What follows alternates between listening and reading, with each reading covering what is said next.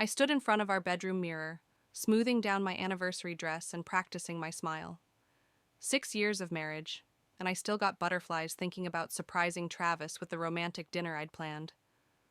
The irony of what happened next still makes my stomach turn. My name is Blair, and this is the story of how my husband left me for my cousin on our anniversary, and how it became the best thing that ever happened to me. Blair? Travis's voice drifted up from downstairs. Can you come down for a minute? Something in his tone made me pause. 15 years together, and I knew every inflection of his voice. This wasn't his excited anniversary tone. This was his "we need to talk" voice. I descended the stairs slowly, my heels clicking against the hardwood. Travis stood in our living room, hands shoved deep in his pockets, and there, perched on our cream leather sofa like she belonged there, sat my cousin Layla. "What's going on?" I asked, though a cold feeling was already spreading through my chest. Travis cleared his throat. "Blair, we need to talk." "On our anniversary?" I meant it to sound light, but my voice cracked. "I'm in love with Layla," he blurted out. The room went silent. I could hear the tick of the grandfather clock Travis's parents had given us as a wedding gift. Tick, tick, tick. "How long?" The question came out surprisingly steady. Layla spoke up, her voice small. 8 months. 8 months. While I was planning our anniversary dinner, while we were having Sunday dinners with my family, while Layla was helping me pick out Travis's birthday gift, they were sneaking around behind my back. "I'm moving out today," Travis continued. "I've already packed my things." That's when I noticed the suitcases by the door. He'd planned this, waited for this moment. "Blair, say something," Layla pleaded, reaching for my hand. I pulled back sharply. "Don't touch me." "We never meant to hurt you," Travis said, running his hands through his hair, a nervous habit I once found endearing. "It just happened." A laugh bubbled up from somewhere deep inside me. "It just happened? For 8 months? I know this is a shock," Travis started. "A shock," I interrupted. "A shock is finding out you ate the last cookie. This is... I gestured between them, words failing me. "We want to do this right," Layla said, standing up. "That's why we're telling you now." "On our anniversary?" I turned to Travis. "Was that your idea or hers?" He had the decency to look ashamed. I thought, a clean break. "Clean?" I laughed again, and this time it sounded slightly hysterical. "There's nothing clean about this." I walked to the window, needing space, needing air. Outside, life went on normally. Mrs. Peterson walked her dog. Kids rode their bikes. The world hadn't stopped spinning just because mine had imploded. "I'll get my things," Travis mumbled, heading upstairs. Layla hovered uncertainly. "Blair, I hope someday you can forgive." "Stop."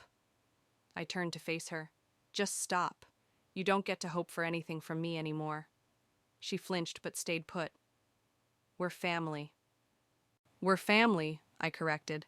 "Now you're just the woman who slept with my husband." Travis came back down, more bags in hand. The sight of him packing up his life so efficiently made something snap inside me.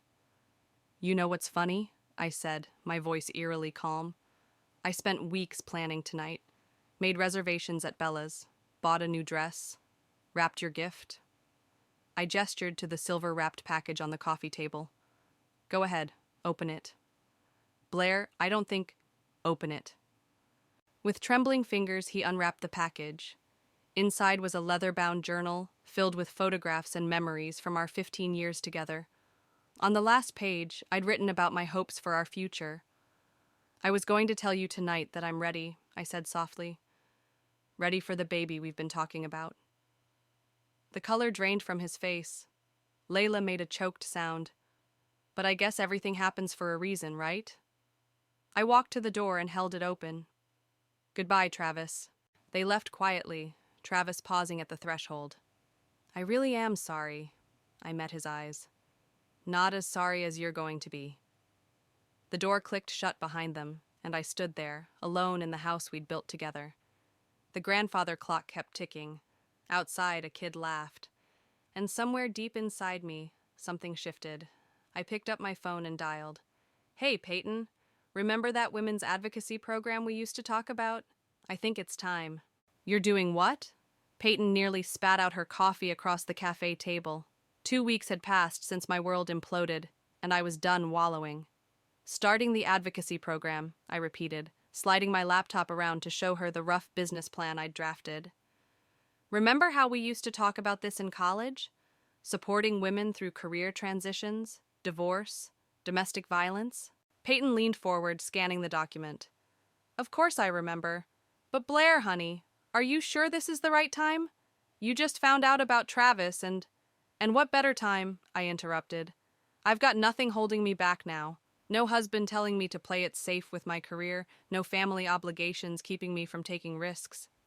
Speaking of family, Peyton hesitated. Have you talked to anyone besides Layla and Travis? I stirred my untouched latte. My sister Nadine's been checking in daily. Mom's alternating between wanting to kill Travis and trying to set me up with her dentist's son. Dad's, well, being dad. Quiet, supportive, probably plotting Travis's mysterious disappearance. And Annika? Has she reached out? Layla's sister sent me a text. Said she had no idea what was happening and she's disgusted with both of them. I pulled up the message on my phone. Actually, she might be a good resource for the program. She works in social services. You're really serious about this, aren't you? Dead serious. I opened another document. I've already found a potential space to rent. It's that old community center on Oak Street. They're practically giving it away because it needs renovation. Peyton's eyes widened. Blair, that's going to take serious money. I know. That's why I've set up a meeting with Eric Henry. The Eric Henry? The philanthropist? I nodded. He funds women's initiatives. I reached out through LinkedIn, and his assistant actually responded. Meeting's tomorrow. Holy shit. Peyton sat back. You're not messing around. No, I'm not. I closed my laptop. Travis and Layla thought they were writing the end of my story. They're not. They're just the catalyst for the beginning. My phone buzzed. Another text from Nadine. Heads up. Mom's on the warpath. Layla showed up at her book club. Oh God, I groaned, showing Peyton the message. Want to go watch the drama unfold? Actually, yes. I grabbed my coat. But first, help me pick out an outfit for tomorrow's meeting. If I'm going to convince Eric Henry to fund this program, I need to look the part.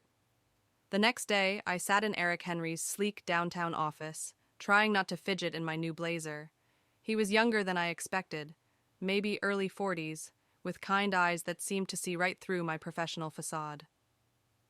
So, Ms. Rogers, he began, tell me why this program matters to you. I took a deep breath. Because 2 weeks ago, my husband left me for my cousin on our anniversary. His eyebrows shot up. That's certainly direct. I'm not telling you this for sympathy, I continued.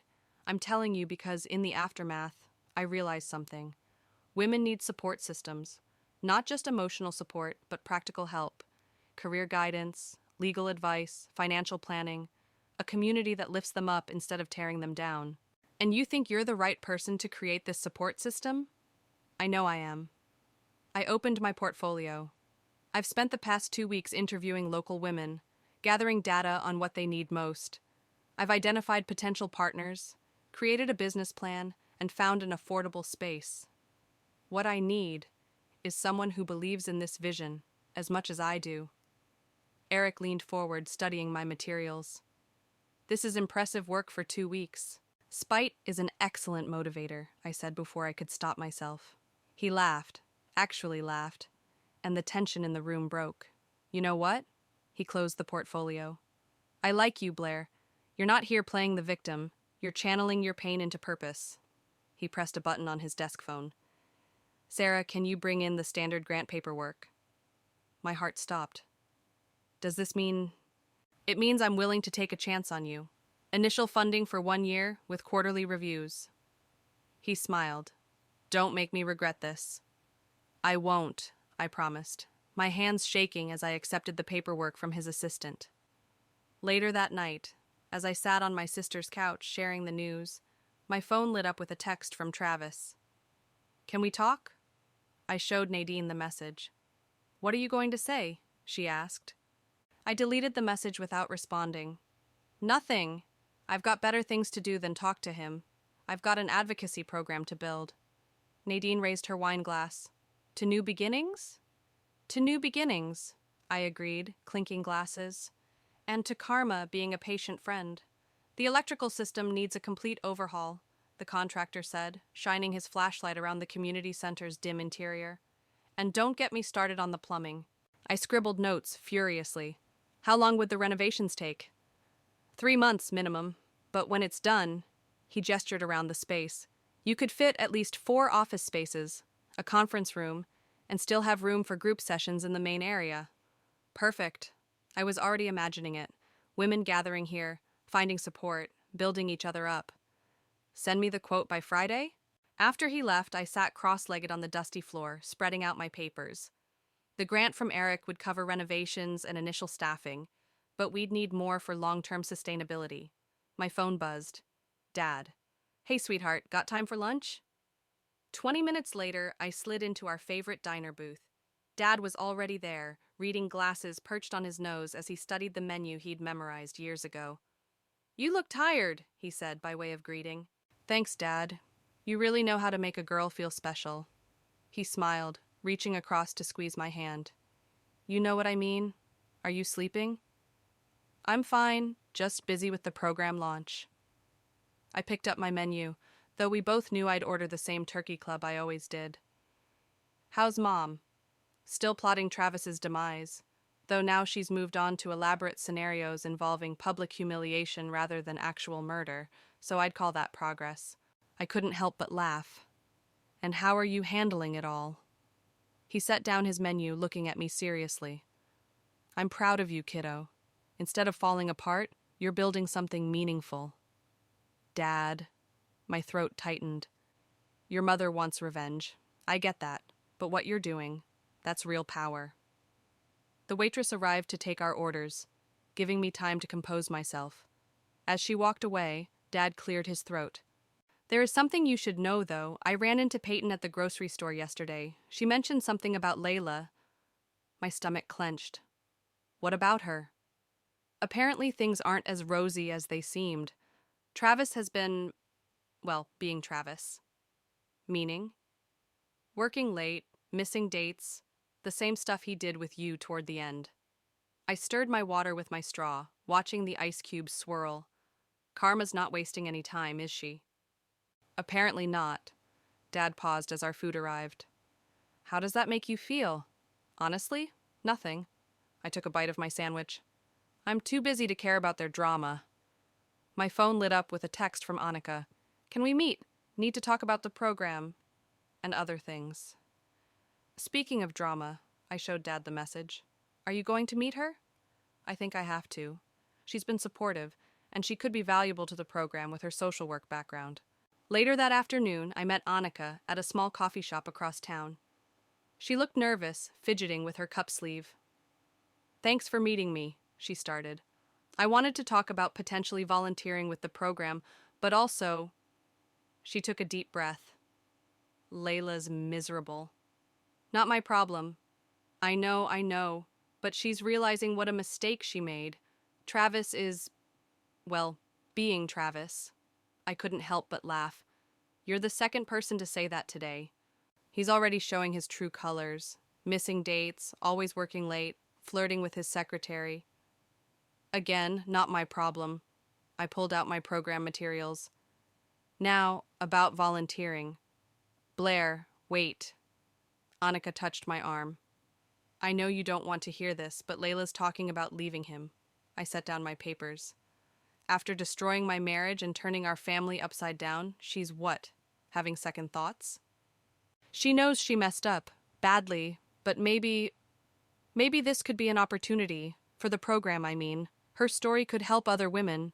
You want me to use my cousin's affair and subsequent regret as a cautionary tale for the program? Annika nodded hesitantly. I sat back, considering. It was a compelling idea, from a purely strategic standpoint. But was I ready to face Layla, to hear her story? I'll think about it, I said finally. But first, let's talk about how you can help with the program launch. We're planning a community needs assessment next week. As I drove home that night, I couldn't shake the image of Layla, realizing too late that she'd traded one version of Travis for another. Part of me wanted to gloat, to revel in their misery, but a smaller, quieter part wondered if there might be something more powerful in turning their mistake into a force for good. I pulled into my driveway, decision made. Sometimes the best revenge isn't revenge at all, it's growth. You invited who to the family dinner? Nadine's voice reached a pitch only dogs could hear. Layla, I repeated, sorting through paint samples for the community center. And before you freak out? Too late, Nadine paced my living room. Have you lost your mind? Mom will literally murder her with the good silverware. Mom knows she's coming. Dad's handling it. Oh, well, if Dad's handling it. Nadine collapsed onto my couch. Why are you doing this? I set down the paint samples. Because Annika's right. Layla's story could help other women. And I hesitated. Maybe it's time to stop letting this tear our family apart. That's very mature of you, Nadine said suspiciously. What's the real reason? You'll see at dinner. Sunday dinner arrived with its usual chaos. Mom stress-cooked enough food for an army, Dad played peacekeeper, and Nadine texted me updates from the kitchen. Mom stabbing potatoes like they personally betrayed her. I arrived early to help set up, finding Annika already there. Layla's nervous, she whispered as we set the table. Like, throwing up, nervous? Good, I said, then caught myself. Never mind. The doorbell rang. Mom's wooden spoon clattered against the pot. I'm not answering it. I will, I said, surprising everyone.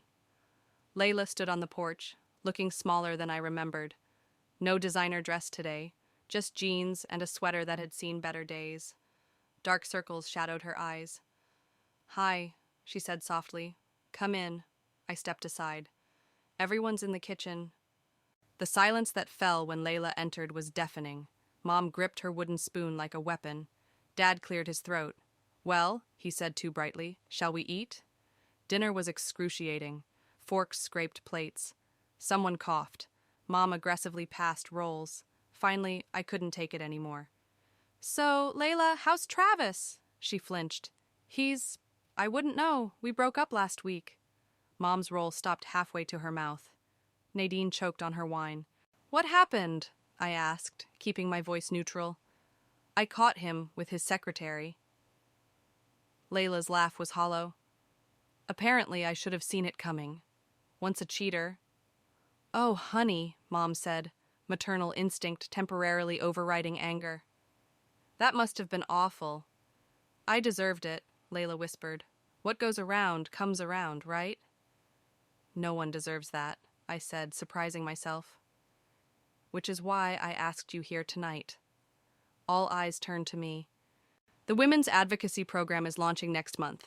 We're focusing on helping women rebuild their lives after setbacks, divorce, career changes, bad relationships. I took a deep breath. I think your story could help others avoid the same mistakes. You want me to what? Stand up and tell everyone how I destroyed my cousin's marriage and got my karmic payback? I want you to help other women understand their worth, to recognize red flags, to know they deserve better than being someone's second choice. Tears spilled down Layla's cheeks. Why would you want to help me after what I did? Because holding on to anger is exhausting, and because sometimes the best way to heal is to help others heal too. Mom set down her spoon. Blair's right. What you did was terrible, but wallowing in it won't help anyone. Does this mean you'll stop plotting her death? Dad asked hopefully. We'll see, Mom sniffed, but I caught her small smile. Later, as everyone helped clean up, my phone buzzed with a text from Eric. Local news wants to do a story on the program launch. Interested? Everything okay? Nadine asked, loading the dishwasher. Better than okay. I showed her the text. The program's getting attention. Real attention. You know who's not going to like that? Nadine grinned. Travis. Travis doesn't get a vote anymore. Layla appeared in the doorway. I'll do it. I'll share my story at the launch. Maybe it'll help someone else avoid my mistakes. Thank you, I said. But Layla, This doesn't fix everything between us. I know. She twisted her hands together. But it's a start, right? From the living room, we heard Mom's voice rise. And another thing. Who does Travis think he is? Moving on to his secretary. That boy never did have the sense God gave a goose. Mom, Dad's patient voice responded, I thought we agreed to let it go. I'll let it go when I'm dead, Mark. Nadine, Layla, and I caught each other's eyes and burst out laughing. It wasn't perfect, but it was progress. And sometimes, that's enough. As everyone left that night, I couldn't help but smile. The program was gaining momentum, family wounds were slowly healing, and karma was doing her thing. Travis wouldn't know what hit him when the news story broke. And we're rolling in 3, 2, 1. The news reporter smiled professionally at the camera. I'm here with Blair Rogers, founder of the Rising Phoenix Women's Advocacy Program, which opens its doors next week. Blair, what inspired you to start this initiative? I sat straight in my chair, wearing the power suit Eric had insisted I buy for press appearances. Sometimes life hands you a moment where you can either break down or break through. This program was my breakthrough. Sources tell us your own experience with divorce influenced this project? Yes, I said carefully. But this isn't about one person's story. It's about creating a support system for women facing all kinds of transitions. The interview continued smoothly until the reporter dropped her bomb. And how do you respond to rumors that your ex-husband's new girlfriend, your cousin, will be speaking at the launch event? I kept my smile steady. Every story matters, even the uncomfortable ones, especially the uncomfortable ones. After the cameras stopped rolling, Eric appeared at my side. Perfectly handled. The nomination committee will love it. Nomination committee? For the Women in Leadership Award, I submitted your name last week. He straightened his tie. The ceremony's next month. Before I could respond, Peyton burst into the room. Blair, we have a situation. Travis is here. My stomach dropped. Here? Now? He's in the lobby. Says he needs to talk to you. Eric stepped forward. Want me to handle it? No, I said, standing. I've got this. Travis stood by the reception desk, looking exactly as I remembered, yet somehow different. Less intimidating. Smaller, somehow. Blair, he started, taking a step forward. This is a private building, Travis. You can't just show up here. I saw the news preview. He ran a hand through his hair. You're really going to let Layla tell everyone what happened? Afraid of bad publicity? My firm's partners won't like it. Your firm's partners? I laughed. That's what you're worried about? Blair, please. We can work something out. Maybe I could make a donation to your program in exchange for discretion? Let me get this straight, I said, my voice rising. You want to buy my silence, after everything? I'm trying to protect my career. Like you protected our marriage? The words shot out before I could stop them. You know what, Travis? This isn't about you. It's not even about me anymore. It's about helping women recognize their worth before they waste 15 years with someone like you. Is everything okay here? Eric appeared at my side, his presence solid and reassuring. Travis's eyes darted between us. Who's this? Eric Henry, major donor and board member, Eric said smoothly. And you are... leaving, I cut in. He was just leaving. Travis's jaw clenched. This isn't over. Actually, it is. I turned to Eric. Would you mind walking me back to my office? We should discuss that nomination. As we walked away, I heard Travis call out, You've changed. I looked back over my shoulder. Thank you. In my office, I collapsed into my chair. Well, that was fun. You handled it beautifully, Eric said, perching on my desk, though I might be biased. Biased? I find I'm becoming increasingly biased where you're concerned. He met my eyes. Would it be completely inappropriate if I asked you to dinner? My heart skipped. Yes. No. I took a breath. Dinner would be nice. Tomorrow? After the final renovation inspection? It's a date. The words slipped out before I could catch them. His smile widened. Yes, it is. After he left, Peyton appeared in my doorway. So, Eric Henry, huh? Don't start. I'm just saying he's successful, handsome, and he looks at you like you hung the moon. He's also on my board of directors. A minor detail. She dropped into a chair. So, what are you wearing tomorrow? Nothing, because it's not happening. I can't date my biggest donor. Why not? You're not that woman anymore, Blair. The one who plays it safe, who worries about what everyone else thinks. She was right. I wasn't that woman anymore. My phone buzzed with a text from Layla. Travis came by my place too. Tried to convince me not to speak at the launch. I told him to go to hell. I showed Peyton the message. Look at that, she grinned. Your cousin grew a backbone. Maybe we all did. So, about that dinner outfit? I laughed, pulling up my calendar. Help me pick something. But Peyton, let's keep this quiet for now. The last thing I need is Mom playing wedding planner again. Deal. But when you win that leadership award next month, you better let him be your date. I thought about Eric's kind eyes, about Travis's diminished presence, about how far I'd come from that woman in the anniversary dress. Maybe I will, I said. Maybe I will. The annual family reunion buzzed with tension. Aunt Martha's famous potato salad sat untouched as relatives clustered in whispered groups, stealing glances at me, then at Layla, then back again. We'd agreed to attend separately, her in the afternoon, me in the evening, but plans changed when the local news crew asked to cover the event. Ready for this? Nadine appeared at my elbow, clutching a glass of wine. Define ready. I smoothed down my dress for the 100th time. In 30 minutes, I'd be announcing the program's success to our entire extended family, and the evening news. Mom's already had 3 glasses of wine, Nadine reported.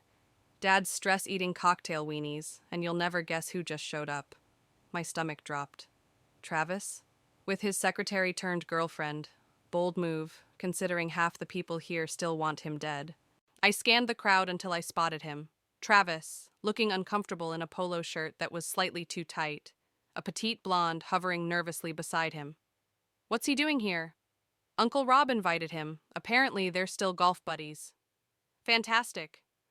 I checked my phone. Another text from Eric. On my way. Traffic's terrible. Save me some of that famous potato salad? Despite everything, I smiled. Is that Eric? Nadine waggled her eyebrows. How was dinner last week? Perfect, I admitted. And then the next dinner was perfect too, and the one after that. Look at you, glowing like a teenager, she nudged me. Think Travis has noticed? I don't care if... I stopped as Layla approached, looking uncertain.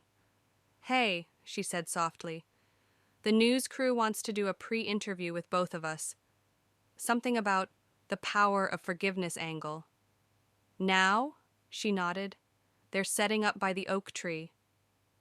That's where Travis proposed, Nadine muttered. Even better, I said grimly.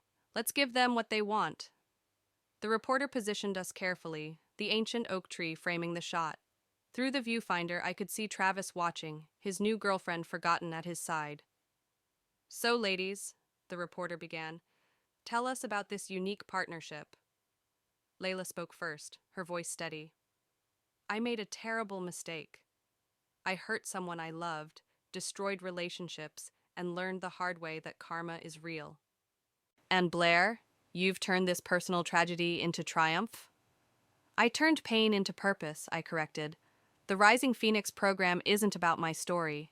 It's about every woman's story, including Layla's.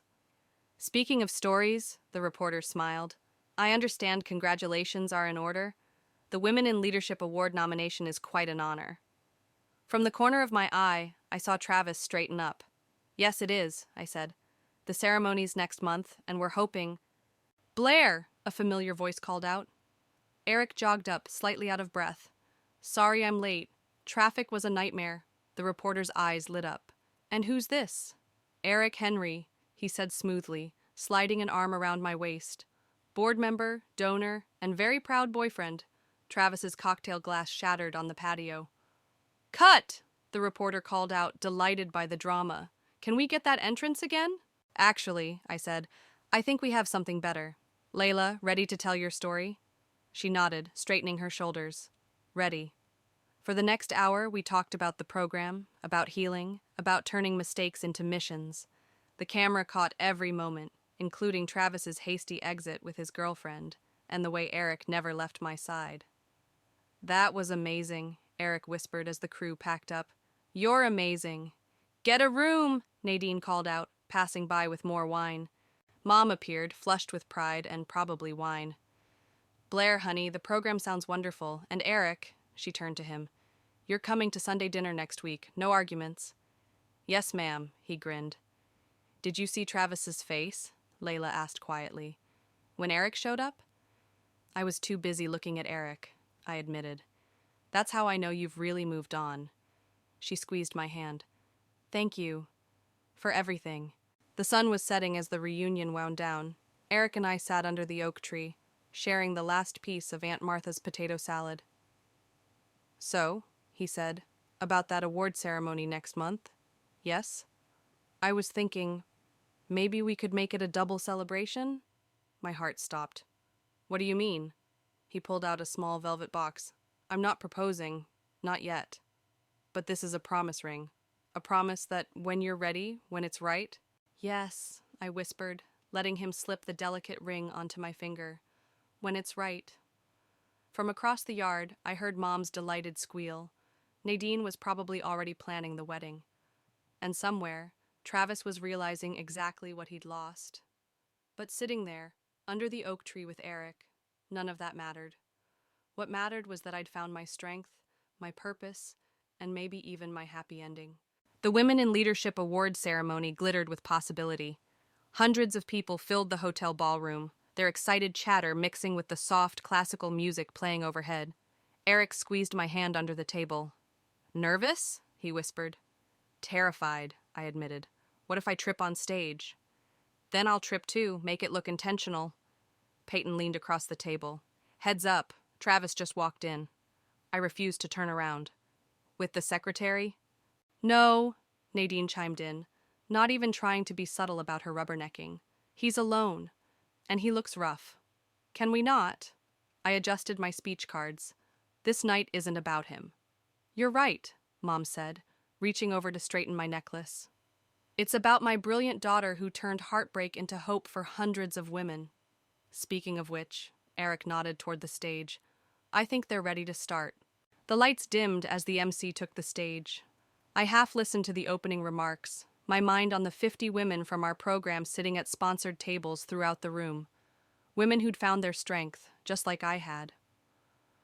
And now, the MC announced, to present the Women in Leadership Award, please welcome Layla Schmidt. My head snapped up. This wasn't part of the plan. Layla walked onto the stage, looking elegant in a simple black dress. Her hands shook slightly as she adjusted the microphone. A year ago, she began, I made the biggest mistake of my life. I betrayed someone I loved, someone who had always been there for me. I thought I was choosing happiness, but I was really choosing destruction. The room fell silent. But my cousin Blair? She chose something else. She chose to transform her pain into purpose. While I was learning hard lessons about karma and consequences, she was building something beautiful. I felt Eric's hand tighten around mine.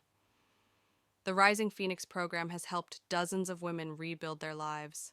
Women leaving abusive relationships. Women starting over after divorce.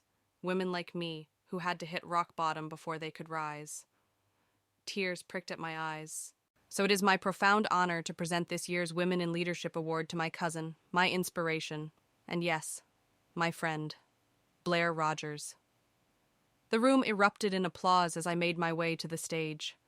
Layla hugged me tight, whispering, I hope this was okay. I took the podium, looking out over the crowd.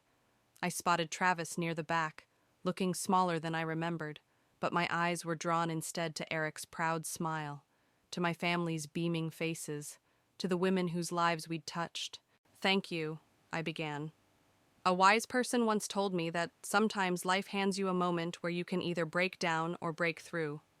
Standing here tonight, I see so many women who chose to break through.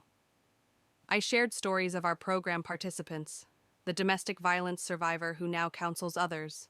The divorced mother who started her own business. The young woman who left a toxic relationship and found her voice. But this award isn't just about me, I continued. It's about every person who supported this dream. My family, who showed me that love is stronger than betrayal. Eric, who believed in me when I was still learning to believe in myself. I paused, finding Travis's eyes in the crowd. And yes, it's even about those who hurt us, because sometimes our greatest pain leads to our greatest purpose. The Rising Phoenix program isn't just about helping women survive. It's about helping them soar. The standing ovation that followed was deafening. As I returned to my seat, Eric pulled me close, kissing me softly. "Proud of you," he murmured. Later, during the reception, Travis approached our table. He looked uncertain, almost fragile. "Congratulations," he said quietly. "You've done something amazing here." "Thank you," I replied, surprised to feel nothing but calm. "How are you?" "Honestly, starting over? The secretary, that didn't work out." "I heard," I said. "There's a men's support group that meets at the center on Thursdays. If you're interested in real change." He nodded slowly. "Maybe I will." "And Blair? I really am sorry. For everything." "I know," I said. "But I'm not." As he walked away, Eric wrapped his arms around me. "Ready to go home?" "Almost." I turned to face him. "Remember that promise ring?" "Of course." "I'm ready, when you are." His face lit up. "Yeah?" "Yeah." From across the room, I heard Mom's excited squeal. Somehow she always knew, and Nadine's delighted laughter. Layla caught my eye and smiled, genuine happiness replacing the guilt that had haunted her for so long. The Rising Phoenix program had started as my revenge against betrayal, but somewhere along the way, it had become something more. It had become my redemption, my purpose, my future. And standing there in Eric's arms, surrounded by family and friends and the women we'd helped, I knew this was just the beginning. "If you cry, I'll cry, and then my makeup will run," Nadine warned, adjusting my veil in the church dressing room. "I'm not crying," I lied, blinking rapidly. "I'm just thinking about how far we've come." "Save the reflection for your vows," Mom bustled in, carrying my bouquet. "Though I still think you should have let me add more flowers to the centerpieces." "Mom, everything is perfect." I turned to the mirror, hardly recognizing myself in the elegant white dress. "Even the centerpieces." A soft knock at the door revealed Layla and Annika. "The program participants are all seated," Layla reported. "Front 3 rows, just like you wanted." "And Travis?" Nadine asked hesitantly. "In the back with his new girlfriend," Annika said. "The counselor from the men's support group? They actually met through the program." I smiled, remembering his nervous phone call asking if it would be okay to bring her. He'd been attending the support group regularly, working on himself, learning to be better. It felt right having him here, witnessing this new beginning. "5 minutes," Peyton called through the door. Dad appeared, looking dapper in his tuxedo. "Ready, kiddo?" "Almost." I turned to Layla. "Thank you for everything." She hugged me carefully, mindful of the dress. "Thank you for showing me how to be strong." The wedding march began, and everyone scrambled into position. As Dad and I waited behind the closed doors, he squeezed my hand. "You know," he said softly, "sometimes the worst things that happen to us lead us to the best things." The doors opened, and Eric's face at the altar made everything else fade away. He looked at me like I was his miracle, his eyes shining with tears he didn't bother hiding. Our vows were personal, honest, real. Eric spoke about finding love when he least expected it, about watching me turn pain into purpose. I talked about learning to trust again, about building something beautiful from broken pieces. "The Rising Phoenix program taught me that every ending is just a beginning in disguise," I said, my voice steady despite the tears. "Eric, you didn't just believe in my dream, you helped make it soar, and I promise to spend the rest of my life soaring with you." The reception was a beautiful chaos of family, friends, and program participants.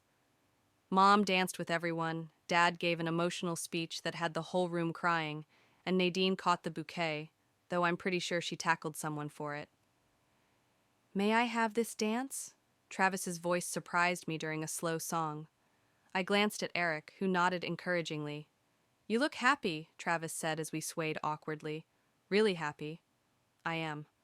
The program, it changed my life too, you know. Made me face some hard truths about myself. I know. Sarah told me you've been helping other men recognize their toxic behaviors. He smiled slightly. Karma works in mysterious ways, doesn't it? It does. I spotted Sarah watching us, her expression gentle. She's good for you. She is. And Eric, he's everything I should have been. No, I said firmly. He's exactly who he is, and I'm exactly who I am. We can't change the past, Travis. We can only learn from it. The song ended, and Eric appeared at my side. Mind if I steal my wife back? Wife. The word sent tingles through me. Later, as Eric and I swayed to our last dance, I looked around the room. Mom and Dad, still so in love after 30 years. Nadine flirting with Eric's best man. Layla and Annika laughing with program participants. Travis and Sarah, heads bent close together, starting their own story of redemption. What are you thinking? Eric murmured in my ear. I'm thinking about phoenixes, I said. About how sometimes we have to burn everything down to build something better. And did you? Build something better? I thought about the hundreds of women we'd helped, the lives we'd changed, the strength we'd found together. I thought about the man holding me, who saw my broken pieces and called them beautiful. We all did, I said. Every single one of us. The music faded, but Eric kept holding me. Ready for our next adventure? I looked up at him, at the future shining in his eyes. With you, always.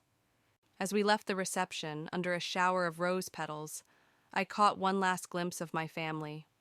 All of them, even the ones who had hurt me, even the ones I had to forgive to find my happiness. They were all part of my story, my rising, my triumph.